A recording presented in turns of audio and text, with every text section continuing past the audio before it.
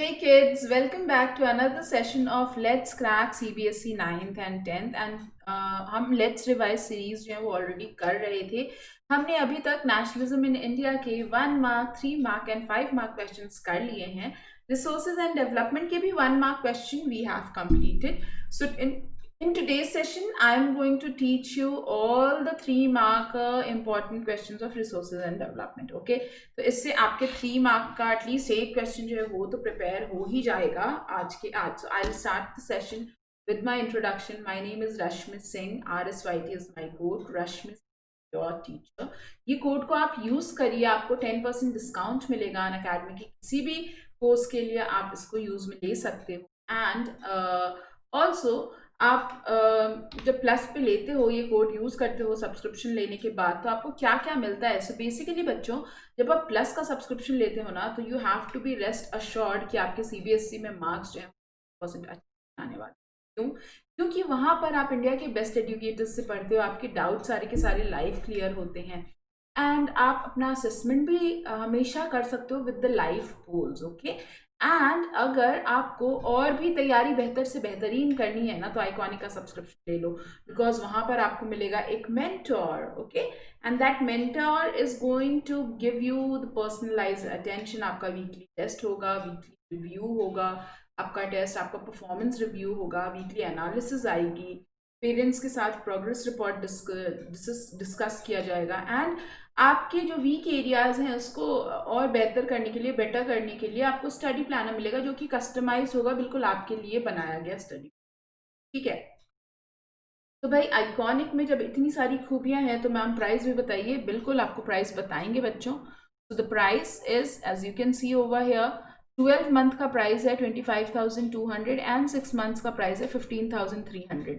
तो 15,300 में आपको सारे सब्जेक्ट के सारे कोर्सेज तो मिल ही रहे हैं, उसके साथ साथ आपको कस्टमाइज्ड प्लान भी मिल रहा है एंड आपको आपके हिसाब से पढ़ाया जा रहा है ना। On the other hand plus का सब्सक्रिप्शन भी ले सकते हो, विच इज 6 मंथ का cost is 9,000। Okay, so don't forget to use the code RSYT because you are going to get a 10% discount here. The steps are very simple. Download करो app Google play store और I store से, कहीं से भी आप download कर सकते हो। स्टेप 1 इज मैनेज गोल में क्लास 10 सेलेक्ट करो, लेकिन अगर आपके भाई बहन हैं कोई क्लास 6 से लेकर के 12 तक, तो एक ही सब्सक्रिप्शन पे आप दोनों भाई बहन पढ़ सकते हो। सो यू कैन इलेक्ट जो भी आपका लोअर क्लासेस वाला गोल है वो सिलेक्ट कर लो, गेट सब्सक्रिप्शन पे क्लिक कर लो and then you can go for either of any of the duration जो आपको सही लग रहा है, 6 month, 12 month, 2 year. This is most important step because you need to use a code here, get a 10% discount. Use code RSYT because in a way you are going to support me, okay, if you use this code. And then यहाँ पर आपको credits मिलते हैं, वो भी redeem करोगे, यहाँ से एक्स्ट्रा आपको 10% डिस्काउंट। ठीक है, अब ये क्रेडिट्स कैसे अर्न कर सकते हैं हम? We can earn these credits by watching any of the live classes for more than 15 minutes, any of the special classes on Unacademy Learning app. Unacademy Learning app download करिए, वहाँ पर special classes आप attend करिए, 15 minute से ज़्यादा आपको मिल जाएंगे बहुत सारे क्रेडिट। ओके, ये फ्री स्पेशल क्लासेस जो है वो एवरीडे मैं लेती हूँ 12:30 PM पे, so you can come and join me in the special classes. वहाँ पे लाइव इंटरेक्शन होता है, वहाँ पे पढ़ने का मज़ा अलग ही है बच्चों। Okay, so let's move to resources and development. Today we are going to do mark a question. Okay, so before that I want to quickly tell me the answer of all these questions. Okay, dash are function of human activities. What are the function of human activities? So resources are the function of human activities. अगर humans नहीं होंगे तो resource कौन use करेगा? कोई भी नहीं use कर पाएगा। Okay, on the basis of origin resources can be classified as dash and dash resources. So origin के basis पे biotic and abiotic. Okay, on the basis of exhaustibility, resources can be classified as dash and dash resources. So it is renewable and non-renewable. Dash resources are obtained from biosphere and have life, such as human beings, flora, fauna, fish and livestock. तो biosphere में ऐसी कौन सी resource है जिसमें life है? 4th number question, it's biotic resources, because bio word का मतलब ही क्या होता है? Life. Okay, all those things which are composed of non-living things are called dashes. Okay, now it is opposite of biotic. Okay, तो ये क्या हो जाएगा? abiotic. बच्चों आपको बताती हूँ मैं इसका संधि विच्छेद करके, ठीक है। ए वर्ड का मतलब होता है विदाउट, ठीक है, एंड बायो वर्ड का मतलब होता है life. So any resources which are without life they are called abiotic resource. Rocks and metals are examples of non-renewable resources or abiotic resources, right? Abiotic क्योंकि इसमें life नहीं होती. The resources which can be renewed or reproduced by physical, chemical, mechanical process are known as renewable resources. Solar energy is an example of renewable resources. Mineral and fossils are examples of non-renewable resources. Dash are resources which are accessible to all members of the community. So this is community owned resources. So here we can see the answers also. यहाँ पे आपको सारे answers भी मिल जाएंगे. आजकल Philips जो है वो काफ़ी कॉमन हो गए हैं. सैम्पल क्वेश्चन पेपर में भी ऐसा आपका क्वेश्चन आया था, 2020 में भी आया था, तो चांसेस हैं 2021 में भी आने के. Okay, so be prepared for such questions. Let's move further with the discussion. सबसे पहला क्वेश्चन जो है वो मैंने लिया है आपके सैम्पल क्वेश्चन पेपर में से. 2021 का जो सैम्पल क्वेश्चन पेपर है वहीं से लिया है. Suggest and explain any 3 ways to protect land from degradation in various states of India. Okay, so kids, there are many ways to basically solve the problem of land degradation, but one of the ways are afforestation. Afforestation में क्या होता है, आप plants लगाते हो, ठीक है, forest बनाते हो एक तरीके से, बहुत ही मिक्स्ड वैरायटी के प्लांट्स लगाए जाते हैं. तो afforestation and proper management of grazing can help to some extent. Yes, so आप स्टेट वाइज भी बता सकते हो यहाँ पर, और अगर आपको स्टेट नहीं मेंशन करना है, जैसा कि आपके सैम्पल क्वेश्चन पेपर की मार्किंग स्कीम में भी जो आंसर दिया हुआ है वहाँ पे भी स्टेट्स मेंशन नहीं किया गया है, बट आप डेफिनेटली स्टेट्स मेंशन कर सकते हो. जैसे एफॉरेस्टेशन जो है वो मध्य प्रदेश में, या तो फिर आप बोल सकते हो हरियाणा वगैरह में की जा सकती है ना, क्योंकि हरियाणा में, पंजाब में हमने बहुत सारे फॉरेस्ट कट किए थे व्हेन बेसिकली पार्टीशन हैपन. तो बहुत सारे लोग जो पाकिस्तान से इंडिया आए थे उनको सेटल करने के लिए कई सारी जगहों पर डिफॉरेस्टेशन किया गया था.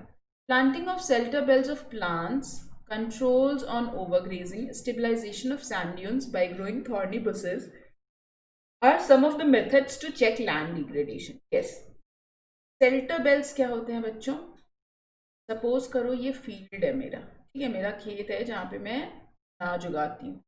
शेल्टर बेल्ट्स का मतलब क्या होता है, इसके चारों साइड पर हम क्या करते हैं, ट्रीज लगा देते हैं. ट्रीज की हाइट होती है बड़ी अच्छी.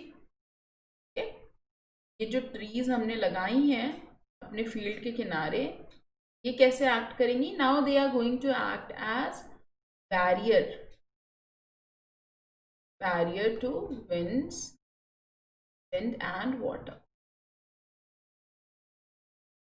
ठीक है, तो हम क्या कर सकते हैं, शेल्टर बेल्ट लगा सकते हैं, हम ओवरग्रेजिंग को कंट्रोल कर सकते हैं, या फिर जो हमारे रेगिस्तान वाले इलाके होते हैं वहाँ पर हम थॉर्नी बुशेस लगा करके सैंड ड्यून्स को स्टेबलाइज कर देते हैं. क्या सैंड ड्यून्स क्या होते हैं? बेसिकली आपने क्लास 9 में पढ़ा होगा बार्चन्स, राइट, क्रीसेंट मून वाले जो सैंड ड्यून्स होते हैं. यहाँ पे क्या होता है, सॉइल जो है वो गेन हो रहा होता है, यहाँ पे सॉइल लूज हो रहा होता है बिकॉज ऑफ द विंड. ठीक है, हवा से यहाँ पे सॉइल बाहर जा रहा होता है और यहाँ पे हवा से सैंड का डिपोजिशन हो रहा होता है. इसी को हम इरोजन कहते हैं in the area of desserts. अब क्या किया जाता है, ये सैंड ड्यून्स को स्टेबलाइज करने के लिए कई बार थॉर्नी बुशेस लगा दिए जाते हैं, तो जो विंड है ना, विंड की जो स्पीड है वो कम हो जाती है. Interesting, right? इस तरीके से भी हम क्या कर सकते हैं, अपने सॉइल इरोजन को रोक सकते हैं. Proper management of waste lands, control of mining activities, proper discharge and disposal of industrial effluents and wastes after treatment can reduce land and water degradation in industrial and suburban areas.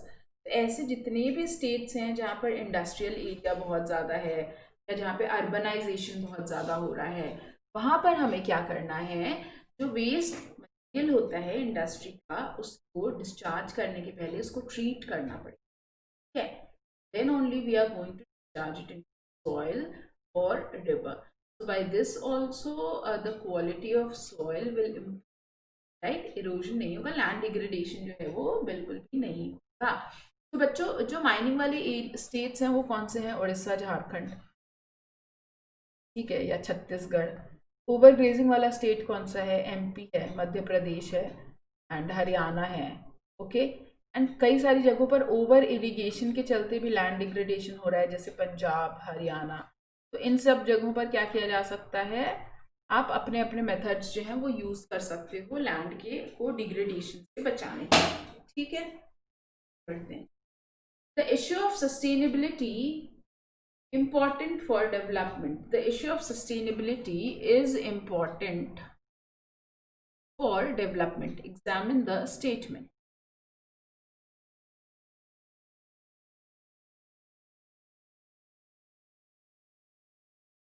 तो यहाँ पर आपको क्या बताना है? सबसे पहले तो sustainable development aims at fulfilling the needs of today without compromising the needs of future generations. So what is sustainable development? That you need to mention in the very first point, okay? And then you have to examine this statement ना, development के लिए sustainability क्यों बहुत important है, तो maintain करके चलना है हमें पूरे डेवलपमेंट। तो sustainability is capacity to use the resources judiciously. Resources को आप बहुत ही जुडिशियसली यूज करते हो जब आप सस्टेनेबल डेवलपमेंट की बात करते हो, ठीक है। और इससे क्या होता है? इकोलॉजी का बैलेंस मेंटेन रहता है। मतलब सपोज करो मेरी एक इंडस्ट्री है और मुझे डेवलप करने का मन है इकोनॉमिकली, ठीक है। तो मैं क्या करने वाली हूँ, आपको पता है, अगर किसी को भी डेवलप होना है तो उसको अपनी प्रोडक्टिविटी इंक्रीज करनी पड़ेगी, राइट। तो अगर सपोज करो मेरी इंडस्ट्री में पहले 100 कार्स बन रहे थे, अब मैं क्या चाह रही हूँ कि मेरी इंडस्ट्री में 1000 कार्स जो है वो प्रोड्यूस हों इन अ मंथ। तो दीज 1000 कार्स के लिए आपका जो रॉ मटेरियल लगने वाला है वो कितना लगने वाला है? 10 टाइम्स ज़्यादा रॉ मटेरियल चाहिए आपको, अगर 10 टाइम्स ज़्यादा प्रोडक्टिविटी करनी है। आपको जो लेबर है वो भी क्या चाहिए? 10 टाइम्स ज़्यादा चाहिए, ओके। स्पेस भी जो है वो शायद 10 टाइम्स ज़्यादा ही चाहिए होगा, अभी तो आप जा करके 10 टाइम्स ज़्यादा प्रोडक्शन करोगे, ओके। तो ये सारी चीज़ों में क्या हो रहा है? आपका एक्सप्लॉयटेशन तो होगा ही होगा, डेफिनेटली। इसका एक्सप्लॉयटेशन होगा, आपके रिसोर्सेज का एक्सप्लॉयटेशन होगा, लेबर का भी एक्सप्लॉयटेशन होगा।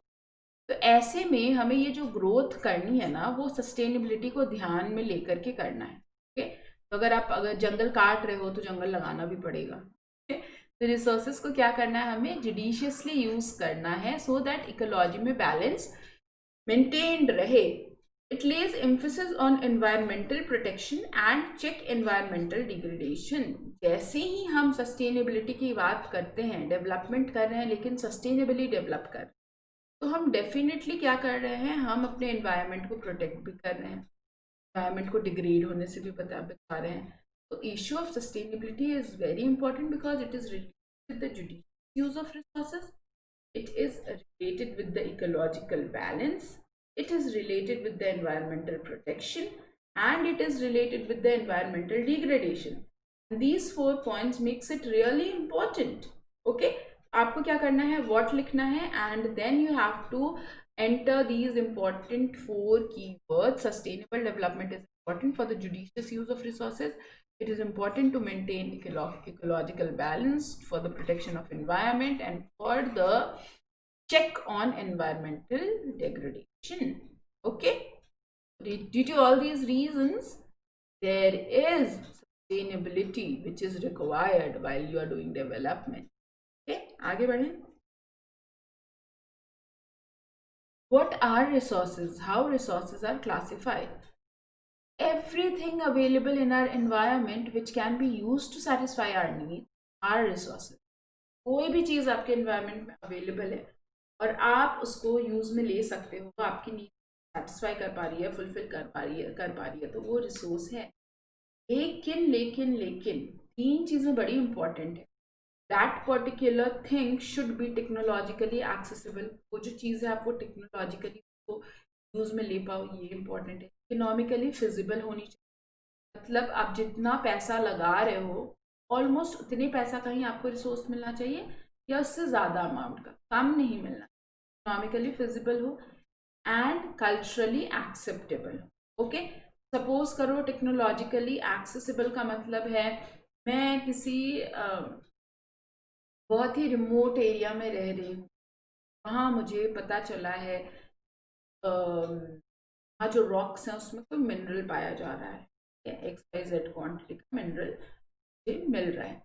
ऐसे में सबसे पहली बात तो ये कि टेक्नोलॉजिकली एक्सेसिबल है क्या, वहाँ पे टेक्नोलॉजी पहुँची है क्या मिनरल को निकालने के लिए। अगर पहुँच भी गई देन वी हैव टू सी उसकी इकोनॉमिक फिजिबिलिटी।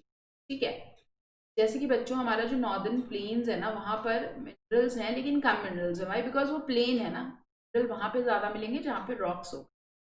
तो वहाँ पर जो मिनरल प्रेजेंट है ना वो इकोनॉमिकली फिजिबल क्वांटिटी। पैसा बहुत सारा लगाओगे एंड में तो सिर्फ वन मिनरल मिलेगा तो it is of no use ना। तो इकोनॉमिकली फिजिबल भी होना, कल्चरली एक्सेप्टेबल होना चाहिए। कई बार आप देखते हो ना न्यूक्लियर पावर प्लांट वगैरह जब लगाया जा रहा होता है तो लोग कितना ज़्यादा प्रोटेस्ट करते हैं, यानी कि वो एक्सेप्टेबल नहीं होता सोसाइटी को। तो resource should be culturally acceptable also, then only it can be termed as resource, otherwise not. Okay, now how can we classify resources? On the basis of origin दो तरीके से रिसोर्स क्लासीफाई कर सकते हो, biotic, abiotic. Exhaustibility के basis पे कोई भी चीज़ कब तक रह रही है, renewable and non renewable. Ownership की बेसिस पे individual, community, national and international. And on the basis of development potential, developed, stock and reserves. तो जब भी ऐसा क्वेश्चन 3 मार्क्स का आएगा आप ये पूरा डेफिनेशन, लेकिन हाउ रिसोर्सेज आर क्लासिफाइड ये आपको शॉर्ट में ऐसे ही लिखना है। यहाँ पे अब सारे सबका डेफिनेशन मत लिखने लग जाना, तो it will be really time consume. What are stocks and reserves? Okay बच्चों, ये दो तरह के हमारे पास रिसोर्सेज है on the basis of development. Stocks क्या होते हैं? Basically materials in the environment which have the potential to satisfy human, but human beings do not have the appropriate technology. So we have the resource but we do not have the technology to access these resources are called stock. ठीक है, जैसे example है water. Water जो है H2O से बना हुआ है, राइट? यानी कि इसमें हाइड्रोजन भी है, ऑक्सीजन भी है, और आपको पता है हाइड्रोजन जो है वो एज अ फ्यूल भी हम यूज में ले सकते हैं। बट अभी H2O में से H को, हाइड्रोजन को कैसे कलेक्ट करना है ये हमें नहीं पता। ये क्या हो गया? ये एक स्टॉक है। Okay, now reserves are the subset of stock. Reserve क्या है? हमारे स्टॉक का सबसेट है। ये अगर स्टॉक है तो रिजर्व इसका छोटा सा पार्ट है।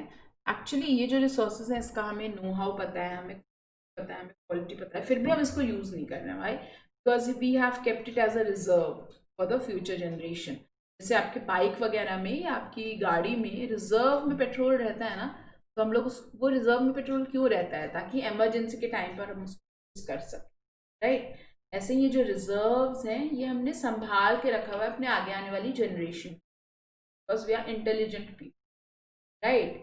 अब इसका एग्जाम्पल क्या है? इसका एग्जाम्पल है, आपको पता है हमारा देश तो नदियों का देश है, इतनी सारी नदियां हैं, फिर भी हम लोग हाइड्रो पावर प्लांट ज़्यादा नहीं बनाते ना। द रीज़न इज दैट आगे आने वाली जनरेशन को भी तो इलेक्ट्रिसिटी चाहिए होगी ना, तो हमने वो हाइड्रो पावर प्लांट्स जो है या हाइड्रो पावर को अभी तक यूज़ में लेना शुरू नहीं किया है इतना ज़्यादा। 22% एनर्जी जो है हमारी पावर जो है वो हाइड्रो पावर प्लांट से बनती है, बाकी 75% अभी भी थर्मल पावर प्लांट से बनती है। ओके, तो it is because we want कि भाई आगे आने वाली जनरेशन को भी कुछ ना कुछ रिसोर्सेज मिलना चाहिए, उनके लिए रिजर्व में रखा हुआ है। okay? आगे बढ़ते हैं। Discuss some major problems that have surfaced due to indiscriminate use of resources. Now, what is indiscriminate use of resources? Indiscriminate use of resources का मतलब होता है हमें जहाँ से जितना भी रिसोर्स मिला ना, हमने बिना डिस्क्रिमिनेशन के भाई सारे रिसोर्सेज को यूज कर लिया, कुछ भी नहीं छोड़ा। ठीक है, पेट्रोल मिल रहा था तो पेट्रोल यूज कर लिया, डीजल यूज कर लिया, गोल्ड यूज कर लिया, सिल्वर यूज कर लिया, बिना सोचे समझे हम अंधाधुन यूज करे जा रहे रिसोर्स। उसके चलते क्या होगा? सबसे पहली चीज़ है depletion of resources satisfying the greed of few individuals. सबसे बड़ी प्रॉब्लम क्या है कि भाई कुछ फ्यू इंडिविजुअल्स जो हैं वही क्या कर रहे हैं, रिसोर्स यूटिलाइज करे जा रहे हैं। Accumulation of resources in flow hand, इसीलिए कुछ लोगों के पास ही बहुत सारा रिसोर्स है। आपके एक चैप्टर है आउटकम्स ऑफ डेमोक्रेसी में ऐसे एक पाई चार्ट बना हुआ है पिज्ज़ा टाइप का, है ना। इसमें ये बताया गया है कि 95% रिसोर्सेज जो हैं वो तो रिच लोगों के, और जो 5% रिसोर्स हैं वो किसके पास हैं, वो लगभग पुअर लोगों के पास। ठीक है, इसमें से ऐसा बताया गया था कि 50% रिच के पास 95% रिसोर्स है, एंड देन 2% पुअर के पास 5% रिसोर्स है, बचा 48% उनके पास तो रिसोर्स हैं ही नहीं। ठीक है, तो इससे सोसाइटी क्या हो जाती है बेटा, डिवाइड हो जाती है ना रिच और पुअर के बीच में, या have and have not. And final is कि हमने जो इनडिस्क्रिमिनेटली रिसोर्सेज को यूज़ किया है उससे कई सारी ग्लोबल इकोलॉजिकल क्राइसिस भी आ गई है, global warming, okay, then ozone layer depression, बहुत ज़्यादा पोल्यूशन आ रहा है, क्लाइमेट चेंज हो रहे हैं। तो ये सारी की सारी चीज़ें जो हैं वो क्यों आनी शुरू हुई हैं, because of the indiscriminate use of resources. Why is resource planning essential? So हमारे पास कहीं पे भी पूरे इंडिया के अंदर बताओ कोई ऐसी जगह है क्या जहाँ पे सारी के सारे रिसोर्सेज आपको मिल जाएंगे? In a country like India, which is so diverse, resources are also very diversely distributed. मतलब बहुत ही non-uniform distributed resources. Okay, an equitable distribution of resources has become essential for the sustained quality of life and global peace. And एक equitable distribution of resource जो है वही सिर्फ ensure कर सकता है peace. Okay, so if the present trend of resource depletion by individuals and countries continue, the future of planet is in danger. Therefore, resource planning is essential for sustainable existence of all forms of life. So two keywords are there. One is there is non-uniform distribution of resource, and second is for the sustainable existence of forms of life, of all forms of life, we have to think about resource plan. Okay, sustainable existence is a component of sustainable development. If you want to do sustainable development, then you definitely have to do resource planning, because resources are very non-uniformly distributed earth or in any country. Okay, what is meant by sustainable development? sustain word का मतलब होता है बच्चों maintain करके चलना। okay? अपना score maintain करते हुए चलना है। मतलब क्या होता है, आपका स्कोर जिस लेवल पे है उसी लेवल पे एटलीस्ट आपको रखना है। अगर तुम इम्प्रूव नहीं कर सकते हो तो एटलीस्ट उसकी जो हालत है उसको और बिगाड़नी नहीं है, एटलीस्ट जैसी हालत है उसी को मेंटेन करते हुए चलो। ओके, तो sustainable economic development means development should take place without damaging the environment, and development in present should not compromise with the needs of future generation. तुम सपोज करो 21st सेंचुरी में बैठे हो, तुमने तो अपनी ज़िंदगी बहुत ज़्यादा अच्छी निकाली, बिल्कुल लग्जरी में, कंफर्ट में, इतनी अच्छी टेक्नोलॉजी कर दी कि एक जगह से दूसरी जगह जाने के लिए आपको टाइम बहुत कम लग रहा है, आप एयर कंडीशनड ऑफिस में बैठ रहे हो, कंफर्ट में बैठ रहे हो, लेकिन आगे आने वाली जनरेशन के पास कुछ है ही नहीं यूज़ करने के लिए। क्या ये डेवलपमेंट है? No, it's almost equivalent to destruction, right. तो सस्टेनेबल डेवलपमेंट का मतलब यही होता है कि आपको एनवायरनमेंट को डैमेज नहीं करना है, फ्यूचर जनरेशन के बारे में भी सोचना है डेवलपमेंट करते टाइम, सो दैट वो भी अपने नीड्स के साथ कॉम्प्रोमाइज़ ना करें। ओके, तो ये चीज़ पढ़ने से और रटने से ज़्यादा इम्पॉर्टेंट है सीखना। अगर आप सीख गए अपनी ज़िंदगी में ये बात, तो डेफिनेटली वो ज़्यादा मैटर करेगी than just writing this 3 mark question and scoring 3 out of 3। Okay, write a note on Rio de Janeiro Earth Summit 1992। तो जून 1992 में क्या हुआ था, लगभग 100 स्टेट्स के जो हेड थे वो एक जगह इकट्ठा हुए थे और इन लोगों ने सस्टेनेबल डेवलपमेंट के बारे में डिस्कशन किया। Okay, so in June 1992, more than 100 heads of the states met in Rio de Janeiro, Brazil, for the first international Earth Summit. Summit was convened for addressing the urgent problem of environmental protection and socio-economic. environment के अंदर इतनी ज़्यादा unbalance जो चल रहा है, कोई भी इकोलॉजिकल बैलेंस नहीं। अर्जेंट जो प्रॉब्लम थी इन्वायरमेंट से related and socio economic development कि जितने भी वर्ल्ड की कंट्रीज हैं वो सारी की सारी एक लेवल पे, तो बहुत अमीर है कोई बहुत गरीब है, एक सोशियो इकोनॉमिक डेवलपमेंट के लिए बात किया गया। The assemble leaders sign the declaration on global climatic change, biological diversity, climate change पे उन्होंने रूल्स रेगुलेशन बनाए, देन बायोलॉजिकल डाइवर्सिटी पे बनाए, फॉरेस्ट पॉलिसी से रिलेटेड रूल्स रेगुलेशन बनाए एंड सस्टेनेबल डेवलपमेंट से related rules regulation. The Rio Convention endorsed the Global Forest Principle and adopted Agenda 21 for achieving sustainable development in 21st century. और Agenda 21 को adopt किया गया। So in the next question I am going to tell you what is Agenda 21. So it is the declaration signed by world leaders in 1992 at United Nations Confederation Conference on Environment and Development. Yeah. तो 1992 में वो जितने 100 world leaders जो जुड़े थे, आए थे, इकट्ठे हुए थे, उन लोगों ने ये कॉन्फ्रेंस रखा था Rio de Janeiro, Brazil. It aims at achieving global sustainable development. Agenda 21 का गोल क्या है कि हमें ग्लोबल लेवल पे सस्टेनेबल डेवलपमेंट करना, ठीक है, वर्ल्ड लेवल पे सस्टेनेबल डेवलपमेंट करना। It is an agenda to combat environmental damage, poverty. अगर मैं मोटे मोटे तौर पे अगर बात करूं तो सबसे बड़ा प्रॉब्लम क्या है, इन्वायरमेंट का डैमेज होना। ठीक है, जब तुम इन्वायरमेंट के बारे में बात करते हो उसके बाद एक और चैलेंज क्या आ जाती है, गरीबी, पोवर्टी, ठीक है, एंड उसके बाद क्या देखते हो आप, डिजीज, बीमारियां। ओके, तो अपने प्रकृति को बचाना है, लोगों की हेल्थ पे ध्यान देना है, गरीबी मिटाना है एंड बीमारी मिटानी है। ठीक है, तो प्रकृति को बचाना है, बीमारी मिटानी है, गरीबी मिटानी, यही तीन क्या था, एजेंडा था। हमारे एजेंडा 21 में ये तीन प्रॉब्लम को सॉल्व करना था through global cooperation on common interest, mutual needs and shared response. कैसे करेंगे, सब साथ में मिलकर problem solve. Okay, one of the major objective of agenda 21 is that every local government should draw its own local agenda 21। yes, जितनी भी local government है वो खुद का लोकल एजेंडा 21 सॉल्व कर सकते हैं, बिकॉज किसी एक जगह पे इन्वायरमेंट से रिलेटेड जो प्रॉब्लम है वो अलग अलग हो सकती है ना बच्चों।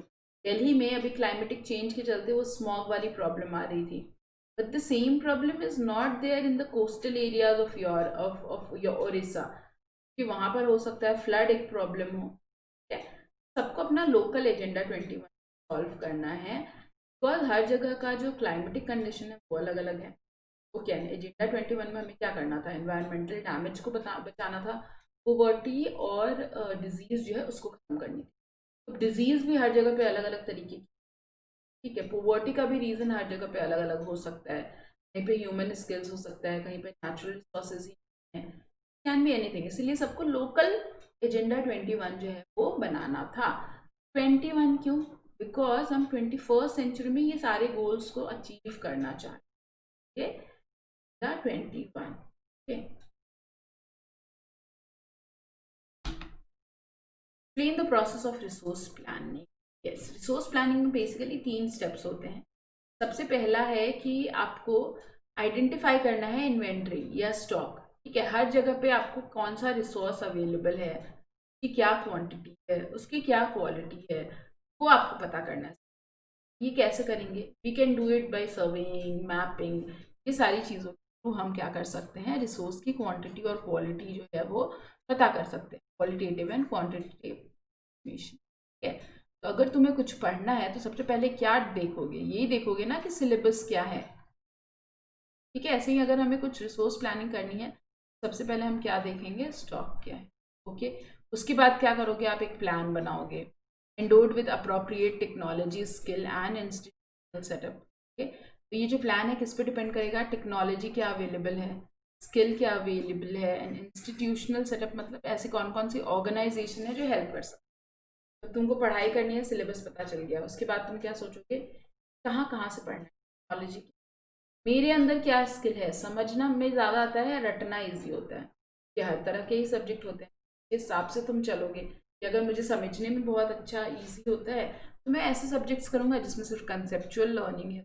ओके, अभी उसके बाद लास्ट और इम्पॉर्टेंट स्टेप क्या है, matching the resource development plan with the overall national development. तब तुमने रिसोर्स प्लानिंग तो कर ली, लेकिन तुमको नेशन का भी ध्यान रखना है कि नेशन के डेवलपमेंट प्लान से क्या ये मैच हो रहा है। तो there is an acronym for this, plan do check act. सबसे पहले क्या किया, प्लान के लिए अपना पूरा का पूरा स्टॉक जो है वो इकट्ठा किया, फिर वो प्लान मतलब पूरी प्लानिंग की, फिर हमने वो प्लान को करके देखा एग्जीक्यूट। अगर मुझे सही सही लगा रिजल्ट तो चेक किया, और अगर नहीं सही लगा तो मैंने उसको क्या किया, उसके अकॉर्डिंगली उसमें चेंज लाए, हम एक्ट किया, ये तो मैच किया। चेक करना मतलब ये वाला, हमने चेक किया ओवरऑल नेशनल डेवलपमेंट प्लान से, अगर प्लान बिल्कुल यूजफुल है तो उसको एग्जीक्यूट कर दो, और नहीं है तो क्या करोगे आप, you will act accordingly, you will change your plan.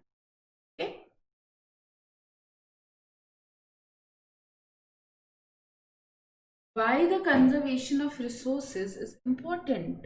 Okay, resource को कंजर्व करके रखना क्यों जरूरी है? Resources are vital for developmental activity. बिना रिसोर्स के क्या कोई जगह डेवलप हो सकती है? रेयरली हो सकती है। Okay, but irrational consumption and over utilization of resources may lead to socio-economic and environmental problem। लेकिन अगर आप irrationally रिसोर्स को बिना सोचे समझे बिल्कुल ओवर एक्सप्लॉयट करोगे, ओवर यूटिलाइजेशन करोगे रिसोर्स, उससे क्या होगा, सोशियो इकोनॉमिक प्रॉब्लम आएगी, गवर्नमेंट को भी नुकसान पहुंचे। to overcome these problems, resource conservation period is important। और ये सारी प्रॉब्लम को ओवरकम के आपको वेरियस लेवल्स पे रिसोर्स प्लानिंग करनी जरूरी है, conservation. Land is a resource thing. Okay, we live on land भाई, तो कोई डाउट नहीं है ना यार, हम सब जमीन पर ही रहते हैं, कोई हवा में तो रहते हैं। We perform our economic activities also on it and we use it in different ways. This land is natural resource of utmost important. सारी की सारी इकोनॉमिक एक्टिविटी जो है ना वो ज़मीन पर ही हो सकती है। आपका घर कहाँ है, ज़मीन पे। इंडस्ट्रीज कहाँ है, पर। रेलवे ट्रैक कहाँ है, ज़मीन पर। Okay, so it supports natural vegetation, wildlife, human life, economic activity, transport and communication system। However, land is an asset of finite quantity। finite quantity का क्या मतलब है बच्चों? मैंने अपने स्कूल के टाइम पे पढ़ा था, there 70% water and 30% land on earth. मेरे पिताजी ने भी यही पढ़ा था, तुम यही पढ़ रहे हो। दैट मीन्स हमारा लैंड जो है वो एक फिक्स्ड क्वांटिटी का एसेट है। ओके, देयरफॉर हमको इसको बहुत ही अवेलेबल लैंड को बहुत ही केयरफुली यूज करना है।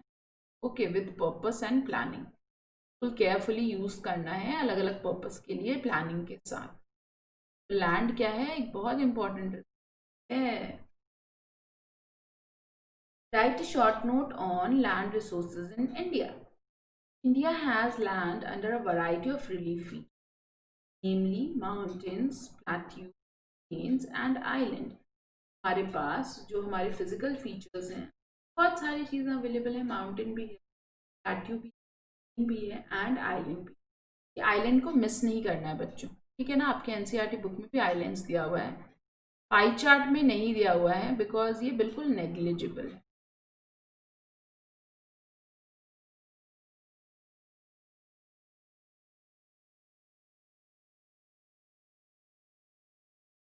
About 43% of the land are under plain, which provide facility for agricultural and industry। 43% ज़मीन क्या है, प्लेन है, और उस पर कौन सी इकोनॉमिक एक्टिविटी होती है, agriculture and industry. Mountains account for 30%। 30% क्या है, माउंटेन है। एंड वो क्या करता है, it ensures perennial flow of rivers. River में पानी कहाँ से आता है, जो हमारी हिमालयन रिवर्स हैं। एक्चुअली में हिमालय का जो टॉप है वो ग्लेशियर से कवर है, और वो जब पिघलता है तो आपको क्या मिलता है, नदियों में पानी मिलता है। ठीक है, तो it ensures the perennial flow of river, provide facilities for tourism and ecological aspect. Tourism के लिए, इकोलॉजी के लिए भी ये बहुत इंपॉर्टेंट है। टूरिज्म के लिए तो आपको पता ही है, सभी लोग हिल स्टेशन घूमने जाते ही हैं, मैगी भी खाते हैं वहाँ पे जा करके, है ना? इकोलॉजिकल एस्पेक्ट से ये क्यों इंपॉर्टेंट हो जाता है, बिकॉज आपको पता है हमारा जो ग्रेट हिमालयाज है वो तिब्बत से आती हुई जो साइबेरियन विंड्स है उनके लिए एक बहुत बड़ा बैरियर क्रिएट करता है। नहीं तो हमारा पूरा का पूरा जो इंडिया था ना, it should have been covered with snow because of the cold Siberian week. लेकिन हिमालयाज ने क्या किया, हमारी जान बचा ली। ओके, हिमालयाज के चलते क्या होती है, वो कोल्ड साइबेरियन वीक तो हमारे इंडिया में एंटर नहीं कर पाती हैं। About 27% of area of the country is plateau. Plateau जो है वो कैसे फॉर्म हुआ है बच्चों, वोल्केनिक इरप्शन। ओके, तो वोल्केनिक इरप्शन हुआ, अंदर से मैग्मा जो है वो क्या हुआ, बाहर आया।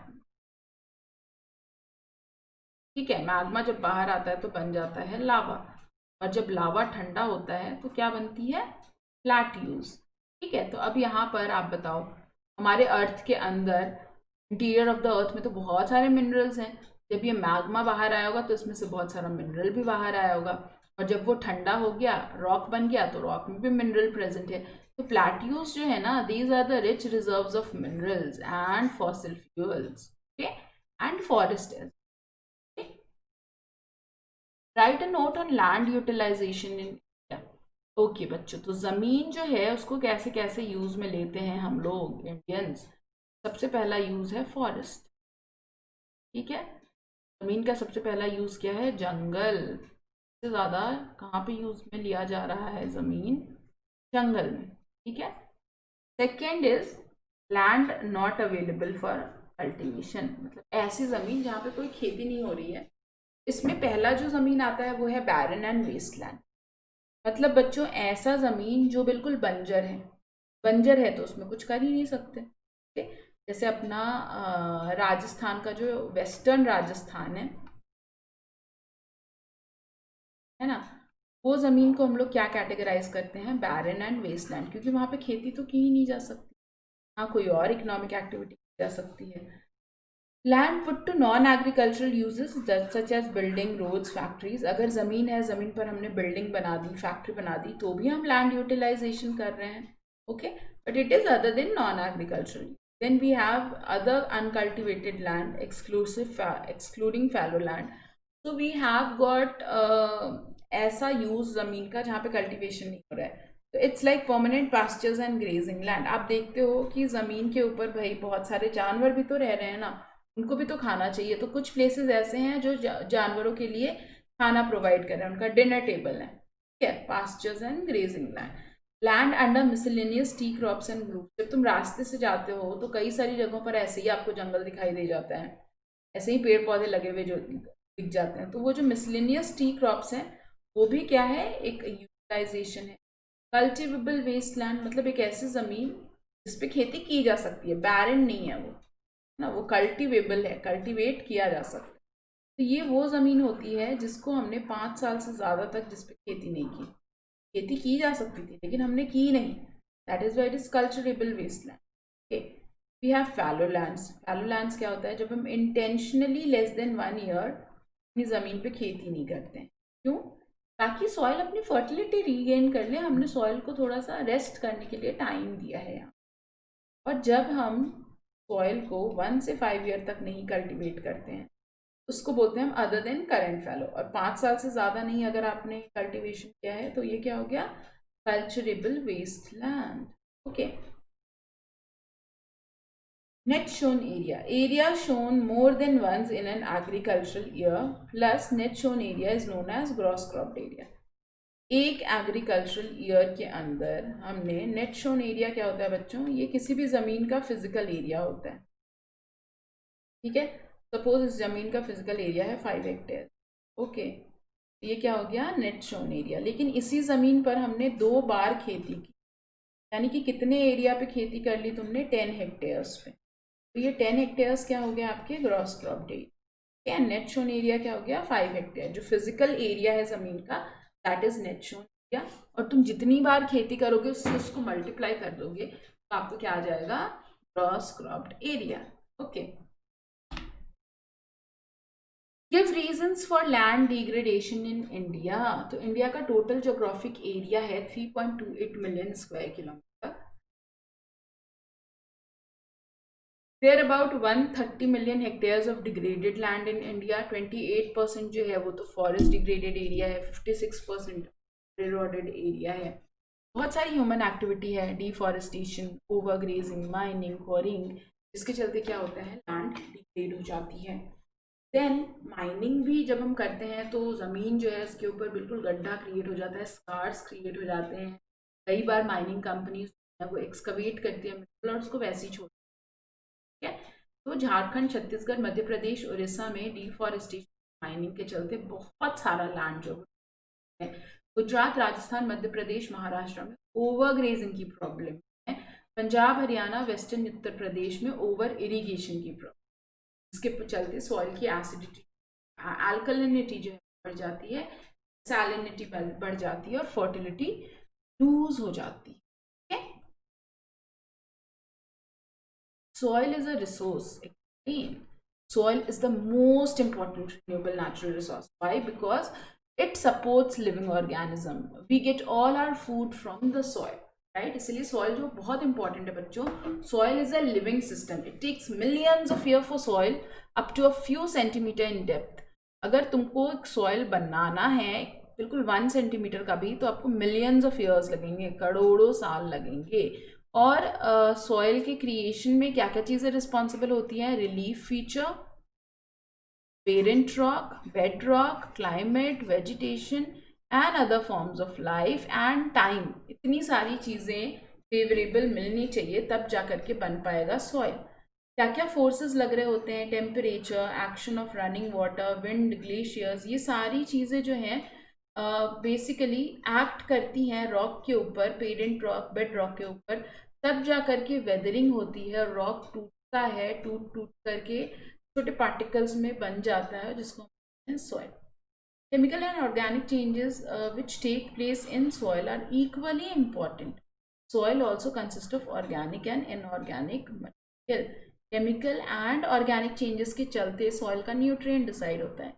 soil के अंदर phosphorus होगा, potash होगा, nitrogen होगा, manganese होगा, CaCO3 होगा। क्या होगा? It all depends on the chemical and organic changes which are done in soil. Explain the process of soil erosion. So the denudation of soil cover and subsequent washing down is described as soil erosion. The of top layer of soil is called soil erosion. Okay. So the process of soil formation and erosion go on simultaneously. Soil का formation और erosion, ये दोनों चीज़ें जो है ना साथ साथ में हो रही होती है। कहीं पे सॉइल फॉर्म हो रहा होता है तो कहीं और पे वो इरोड हो रहा होता है, ठीक है। और most of the time there is a balance between the two. लेकिन कभी कभी क्या होती है, ये बैलेंस जो है ह्यूमन एक्टिविटी के चलते बिगड़ जाती है। जैसे कहीं पे डिफॉरेस्टेशन कर दिया, ओवरग्रेजिंग कर दी, कंस्ट्रक्शन किया, माइनिंग, क्या होगा? इरोजन तो जल्दी जल्दी होगा, फॉर्मेशन काफ़ी धीरे धीरे होगा, ठीक है। तो this is called soil erosion. I think ये लास्ट क्वेश्चन था। Okay, we have one more question. Soil erosion बता दिया तो कंजर्वेशन भी बताना चाहिए ना। Okay, so plowing along the contour lines can decelerate the flow of water down the slopes. This is called contour plowing. देखो बेटा, जमीन जो है वो तो फ्लैट है नहीं, है ना। इट इज समवेयर, कहीं पे ये क्या है, जमीन अपनी ऊबड़ खाबड़ है, ऊंची नीची है। तो हम क्या करते हैं? कंटूर प्लॉइंग करते हैं, ठीक है। कंटूर प्लॉइंग का मतलब है या तो आप इस लेवल पे प्लॉइंग कर रहे हो या इस लेवल्स पे कर रहे हो, ठीक है। ये जो हाइट वाली एरिया है, इन्हीं पे आप क्या कर रहे हो? खेती कर रहे हो, ओके। या तो फिर ये डिप्रेशन वाले एरिया पे कर, इधर आप एलिवेशन वाले एरिया पे कर रहे हो या आप डिप्रेशन वाले एरिया पे खेती कर रहे हो। Call contour ploughing. Steps can be cut on the slopes making terrace, okay. और क्या तरीका है भाई? और तरीका ये है सॉइल के इरोजन को रोकने का कि आप क्या करो, आप स्टेप्स कट कर दो, है ना। जो आपके पास माउंटेन एरियाज हैं वहाँ पे क्या करना है हमें? सीढ़ी बनानी है, सीढ़ी नुमा खेती इसको बोलते हैं। तो एक तरफ तो स्लोप है, दूसरी तरफ हमने क्या किया? फ्लैट टॉप और steep slope, flat top steep slope, flat top steep slope. इस तरीके से हमने एक सीढ़ी बना दी और यहाँ पे क्या कर रहे हैं हम? खेती को कहते हैं हम टेरेस फार्मिंग। अभी जो पानी है वो इस वाले एज पे बहुत जल्दी रिसीड होगा, ये वाले एज पे फ्लो ऑफ वाटर जो है वो काफ़ी हो जाएगा, तो भी स्लो हो जाएगा। Large fields can be divided into strips of grass are left to grow between the crops. ये अगर बहुत बड़ा खेत, क्या कर सकते हो, एक स्ट्रिप में तुमने क्रॉप उगा दिया, ठीक है, दूसरे स्ट्रिप में बुशेस उगा, फिर क्रॉप उगाया, फिर बुशेस उगाए। ये जो बुशेस होती हैं इनकी हाइट मोस्टली ज़्यादा होती है ना, and they act as a barrier to the flow of wind and water, thus prevent soil erosion. Planting lines of tree to create shelter also works in similar way. Yes, पर ये अब मेरा field है, मैंने क्या किया, उसके चारों तरफ पेड़ लगा दिए, तो क्या होगा, पेड़ लगाने से क्या होगा बच्चों, पेड़ लगाने से अगेन जो हमारी हवा बह रही है या जो पानी चल रही है, दोनों का ही जो फ्लो है वो प्रिवेंट हो जाएगा. Okay, and in some parts of the western Rajasthan, thorny bushes are also used to stabilize the sand dunes. ये sand dunes क्या होते हैं, देखो बच्चों, जो रेगिस्तान होता है ना उसमें बार्चन्स क्रिएट होते हैं, आप लोगों ने पढ़ा होगा क्लास 9 में. सॉयल जो है ना एक जगह पे गेन होती है और दूसरी जगह पे लूज होती जाती है.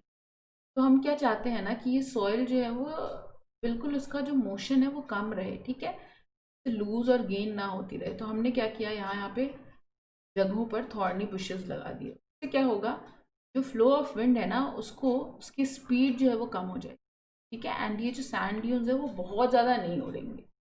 This is how we conserve the soil which is very important resource. Okay, now अगर आपको प्लस पे आना है और ऐसे ही इंटरेस्टिंग लेक्चर्स चाहिए, मेरे साथ करनी है तैयारी जीत की, तो जल्दी से प्लस का सब्सक्रिप्शन लेकर आ जाओ मुझसे पढ़ने के लिए, and use the code RSYT to get 10% discount.